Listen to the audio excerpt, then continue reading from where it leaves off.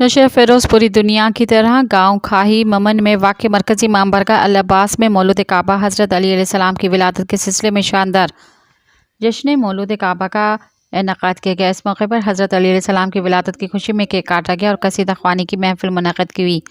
तकरीब में Syed Ibrar Naqvi of कोटडीजी, Mir Safdar Ali of नौशर Firoz, Syed Asif Shah और दीगर मकामी कसीदा ख्वानों ने भरपूर कसीदा ख्वानी की, जिस पर हाज़रीन ने खूब ताअत दी।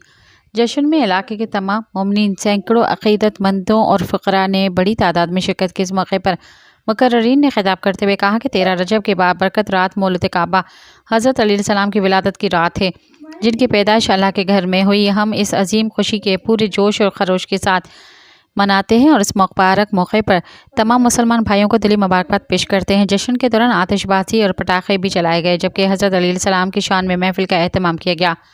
मोमिनीन ने एक दूसरे से मुलाकात करके खुशी का इजहार किया और मुबारकबाद दी। आखिर में नज़र और न्याज का भी ख़ुसूसी इंतज़ाम किया गया। सब्सक्राइब कयो अवामी न्यूज़ HD खे ऐं ताज़ा तरीन ख़बरुनि लाइ ॾिसंदा रहो अवामी न्यूज़ HD।